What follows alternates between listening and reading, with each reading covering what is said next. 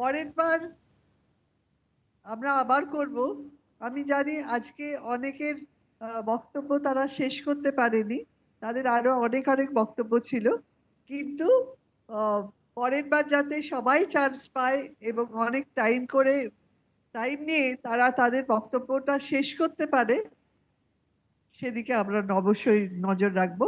তো first of all congratulations যে তাও আপনারা এখানে এসছেন, আর অনেকেই জানি যারা অনলাইনে শুনছেন মিটিং।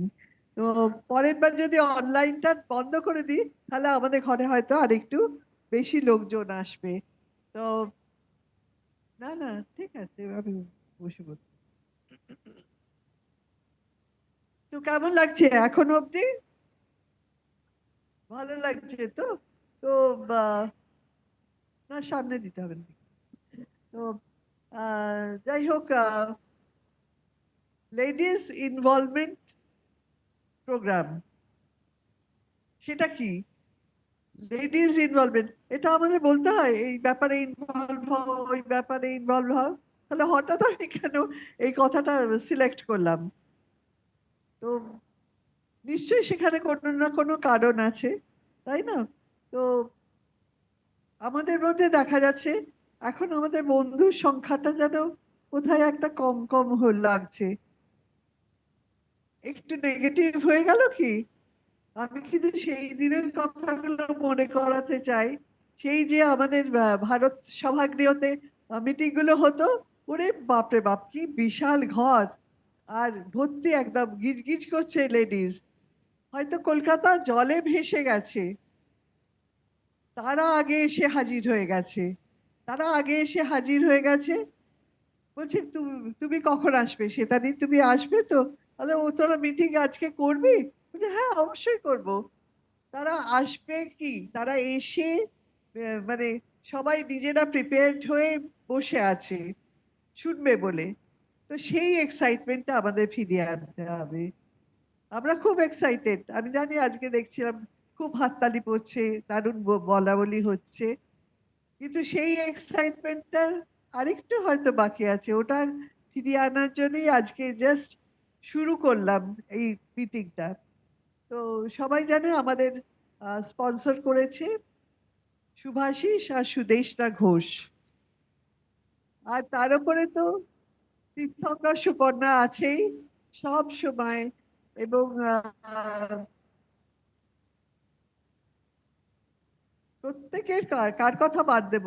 ইনফ্যাক্ট মাঝে এই যে অসিতাবদার একটু শরীরটার চ্যালেঞ্জ যাচ্ছে, তো সেখানে কিন্তু কান্তিলতা পর্যন্ত রেগুলার প্রেয়ার করেছে, সবাইকে নিয়ে প্রেয়ার করিয়েছেন, আর ফোনে কথা বলেছেন। আর তীর্থঙ্কর সুপর্ণা তো করেইছে। তো যদিও মানে ফোনটা একটু রেস্ট্রিক্টেডই ছিল, আমার কাছে ডিস্টার্ব করবে না বলে অনেকেই করতে পারেনি। কিন্তু অসিতাবদার যে এত তাড়াতাড়ি ভালো হয়ে যাচ্ছে, সেটা কিন্তু থ্যাঙ্কস টু দিস বিজনেস। এই বিজনেসে যে এই যে গ্লোবাল প্রেয়ারটা হয়েছে, আমরা জানি গ্লোবালি সবাই প্রে করেছে, তার জন্যই কিন্তু আমার অসিতাবদা এত তাড়াতাড়ি ভালো হয়ে উঠছেন। তো এই বিজনেসটার প্ল্যানটা যখন দেখেছিলাম, তখন কিন্তু এগুলো জানতাম না, এগুলো ইনক্লুডেড ছিল না। কিন্তু এখন মনে হয় ভাগ্যিস বিজনেসটা এসেছিলাম। কোন দিক বলবো, আপনারা সবাই বেড়াতে ভালোবাসেন তো, মেয়েরা সুন্দর সুন্দর শাড়ি কিনতে ভালোবাসেন। আর তারপরে এখন তো কি সেনকোতে, পিসি চন্দনেতে আবার ডিসকাউন্ট দিচ্ছে। আজকে লেটেস্ট খবর হলো, যারা যারা এই মকায় সোনা কিনতে চান, বোধহয় আজকে দামটা একটু ড্রপ করেছে বা কদিন ধরেই ড্রপ করেছে, তাদের এই মকা। সোনা কিনতে ভালোবাসেন? আমি কিন্তু এই সব কটা করতে ভালোবাসি। আগে হয়তো ইচ্ছেটা ইচ্ছের মতনই থেকে যেত, অতগুলো হতো না। কিন্তু এখন তো বেড়াতে গেলে ফুর্তিতে যা ইচ্ছে কিনি।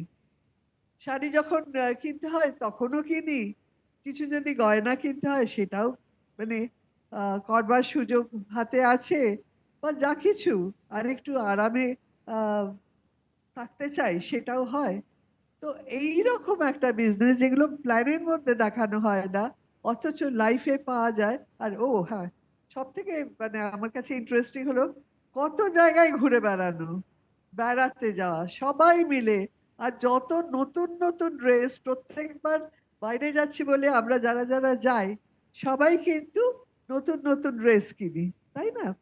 তো এবং সেগুলো ওখানে ইউজ করি। তো এবার বলুন, বিজনেসটা জয়েন করে আমি ঠিক কাজ করেছি কি ভুল কাজ করেছি?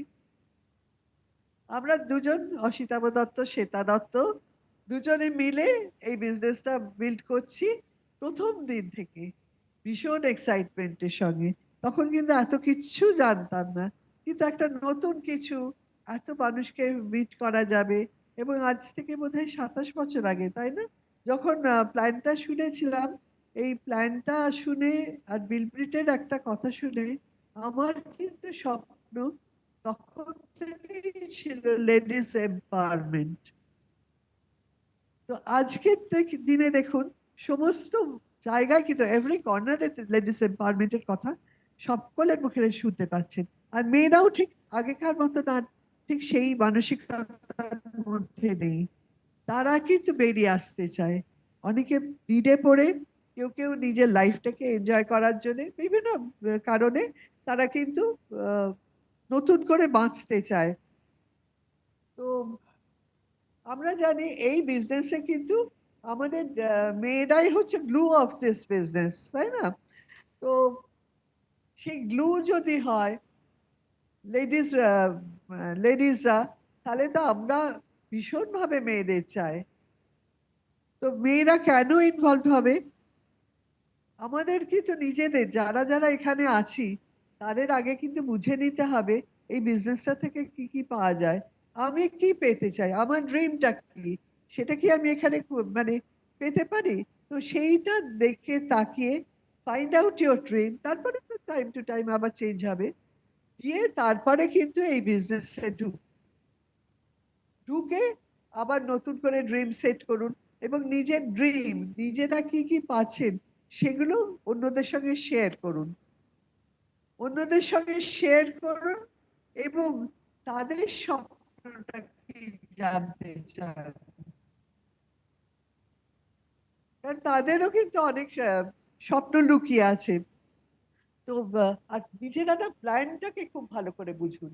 আপনাকে অত অঙ্ক টঙ্ক খুব ভালো কথা দেখাতে পারলে খুব ভালো কথা, না হলে জাস্ট কনসেপ্টটাকে নিজের মাথায় ঢোকান, নিজের মাথায় ঢোকান।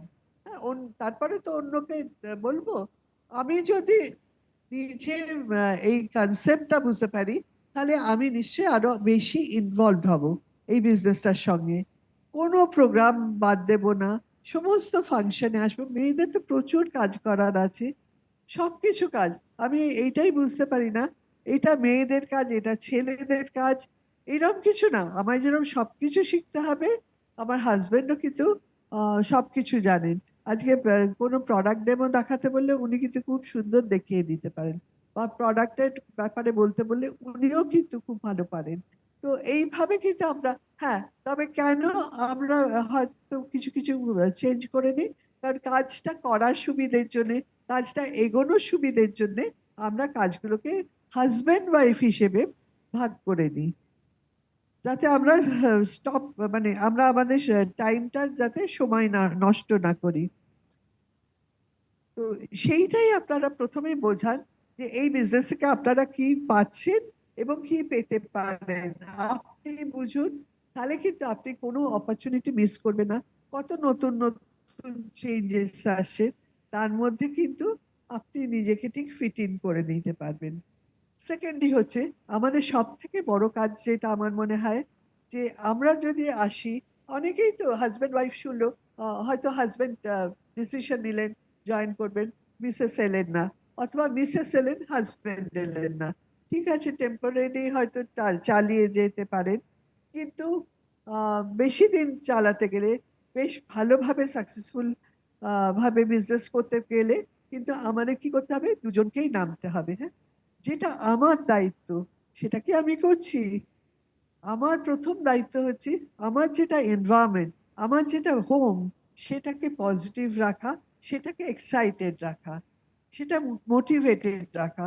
দেখুন আজকে হাজবেন্ডরা কিন্তু প্রচুর নেগেটিভ আউটার ওয়ার্ল্ডে পেয়ে আসছেন। সকলেই কিছু কিছু চাকরি করেন, কিছু বা বিজনেস করেন, বা অন্য কিছুর মধ্যে ইনভলভ আছেন। যিনি যাই করুন না কেন, বাইরের জগৎ ফেস করা এখন একটা দুটো তো আপনারা বুঝতে পারছেন। তাহলে হাজবেন্ডরা কিভাবে বাইরের জগতে নেগেটিভ পায় সেটা জান, মানে সেটা ট্রাই টু আন্ডারস্ট্যান্ড। তো সেখানে আমি আরো বেশি নেগেটিভ কিছু ইনপুট দিচ্ছি না তো, তারা আস্তে আস্তেই তাদের তো নেগেটিভের লিস্টটা ধরিয়ে দিচ্ছি না তো। এরকম যদি আমি কোনোদিন ভুল করে করে থাকি, I have to change my self. তাদের যদি আমার মানে মেন হাজব্যান্ডকে যদি ভালো রাখতে চাই, বিজনেসটা যদি ভালো রাখতে চাই, তাহলে কিন্তু আমাকেও পজিটিভ থাকতে হবে, আমার বাচ্চাদের পজিটিভ রাখতে হবে, এবং তাদের একটা এনভায়রনমেন্টটাই পজিটিভ দিতে হবে। সেটা কিন্তু আমাদের বিরাট দায়িত্ব। আহ, অনেক সময় হয় আমরা শুধু কমপ্লেন করতে করতেই আহ, বা কম্পেয়ার করি, দেখো আজকে হ্যাঁ, এর হাজবেন্ড তো এই করছে, তুমি এইটা করছো না। আরে বাবা, যেটা করছে না করছে না, যেটা করছে সেটা অন্তত অ্যাকসেপ্ট করো, অ্যাপ্রিসিয়েট করো। আস্তে আস্তে অ্যাপ্রিসিয়েট করতে করতে, তিনি তো সাধারণ মানুষ, তার তো মাথায় নিশ্চয়ই বুদ্ধি আছে, তিনি কিন্তু নিজে সেই চেঞ্জগুলো করে নেবেন। বরং তার যেগুলো তিনি করতে পারছে না সেগুলো আমি করব। আমাদের এই যে সার্কেলটাকে আমাকে কমপ্লিট করতে হবে। আমরা যদি উভয় উভয় মানে মিলিয়ে নিজেরা নিজেদের কমপ্লিট করি, তাহলেই কিন্তু আমরা আরো অনেক বেশি এগিয়ে যেতে পারবো। আর একটা কথা যেটা আমরা শুনেছিলাম, 3 Cs, সেইটা কিন্তু আরেকবার দেখে নেবেন, পুরোনো কথাটা আর বললাম না। আম, আরেকটা ভীষণ ইম্পর্টেন্ট হচ্ছে হচ্ছে বাড়ির ব্যাপারে আমি বলবো। দেখুন এখন কিন্তু ভেরি ফাস্ট যুগ পাল্টাচ্ছে, তাই না? আগেকার যা থট প্রসেসও পাল্টাচ্ছে। আমার দিদার যা আইডিয়াস ছিল, যা থট প্রসেস ছিল, সেটা কিন্তু আমার মা ফেস করেছেন তার চেঞ্জটা। তারপরে আমাদের যারা আপার জেনারেশন, তাদের যে চেঞ্জটা হচ্ছে এখন, সেটা আমরাও ফেস করেছি, আপনারাও নিশ্চয়ই করছেন। আপনারা যখন বাইরে আসছেন মিটিংয়ে বা কিছু, তখন হয়তো অনেক জায়গায় না শুনছেন, বাড়িতেই না শুনছেন, হয়তো হাজবেন্ডই একটু রেগে গেছেন, অথবা একটু শাশুড়ির মুখটা ভার হয়ে গেছে। এগুলো হবে, কারণ তাদের, এটা কিন্তু তাদের দোষ না। এটা কার দোষ বলুন তো? এটা আমাদের চেঞ্জ অফ থট প্রসেস, সেটাকে আমার কিন্তু রেসপেক্ট করতে হবে। সেখানে যখন কেউ কিছু ক্রিটিসাইজ করছে, বা আমাকে হয়তো তীব্র কিছু মন্তব্য করলো বেরোনোর সময়, আমার মাইন্ডটাকে এত পজিটিভ রাখতে হবে যে সেটা যাতে আমার গায়ে না লাগে। কারণ তার থট প্রসেস থেকে তিনি তো কখনো দেখেননি বাড়ির বউরা এরকম করে বেরিয়ে গিয়ে গিয়ে বিজনেস করছে, এ করছে। এখন অবশ্যই অনেকে প্রয়োজনে চাকরি করেন, প্রয়োজনে চাকরি করছি, দ্যাট ইজ অ্যাকসেপ্টেড। কিন্তু বাইরে বেরিয়ে গিয়ে মেয়েরা বিজনেস করছি, রাত করে ফিরছি, সেটা হয়তো এখনো অনেক বাড়িতে অ্যাকসেপ্ট করে না, একটু রাগারাগি হয়। তারপর যদি ছোট বাচ্চা থাকলো, বাচ্চারা মেনে নেয়, বাচ্চারা দেখবেন হয়তো মাকে সামহাও চাইছে যে আহ, ঠিক আছে ঠিক আছে, মা চলে আসবে, আমরা খাবার খেয়ে নিচ্ছি, এ করছি। কিন্তু হয়তো শাশুড়ি বা বাড়ির অন্য কেউ বয়োজ্যেষ্ঠ, তারা রেগে গেল, এটা তাদের ফল্ট না, তারা ঠিক আছেন, তাদের জায়গায় ঠিক আছেন। কিন্তু এটা যে চেঞ্জ অফ থট প্রসেসের জন্য এগুলো হচ্ছে।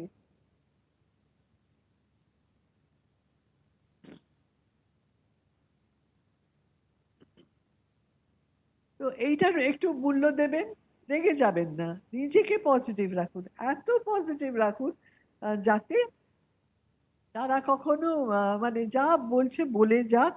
আহ, আপনি কি আপনার ডিউটিগুলো করছেন, এটা লক্ষ্য রাখবেন। আপনার বাড়ির যা যা ডিউটি, বাচ্চাদের জন্য জোগাড় রাখা, বা আপনার শ্বশুর শাশুড়ির হয়তো বয়স হয়েছে, তারা তো ওই রকম করে বাচ্চা সামলাতে পারবে না, তার জন্য একটা হেল্পিং হ্যান্ড রাখা।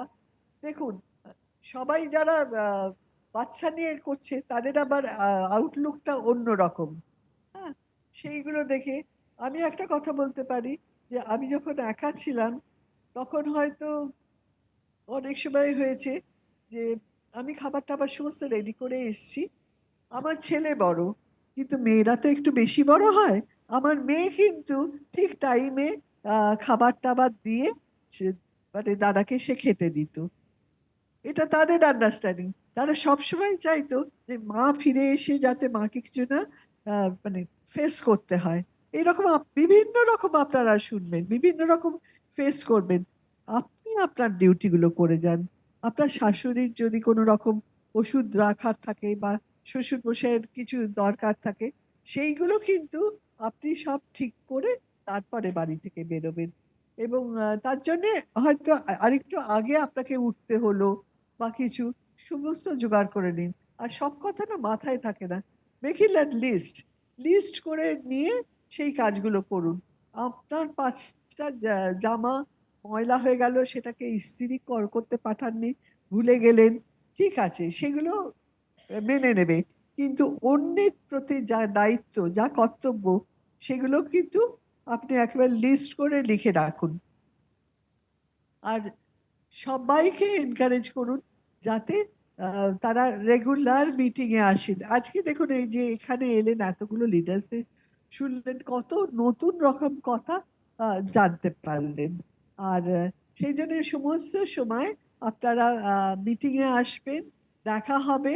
আর দেখুন সামনাসামনি হলে অফলাইন আর অনলাইনের পার্থক্যটা বুঝতে পারছেন তো। তো সেই জন্য কখনো মানে মিটিং মিস করবেন না। আপনারা করলেও কি বলুন তো, আমি আপনাদের ভীষণ মিস করব। তাই নেক্সট টাইম নিশ্চয়ই আবার দল বল নিয়ে অনেক বড় হলে দেখা হবে। Thank you. খুব ভালো থাকুন, খুব হাসি মুখে থাকুন। মুখের হাসি কিন্তু এ করবেন না, সবসময় হাসি মুখে থাকুন। Thank you. নেক্সট টাইম দেখা হবে।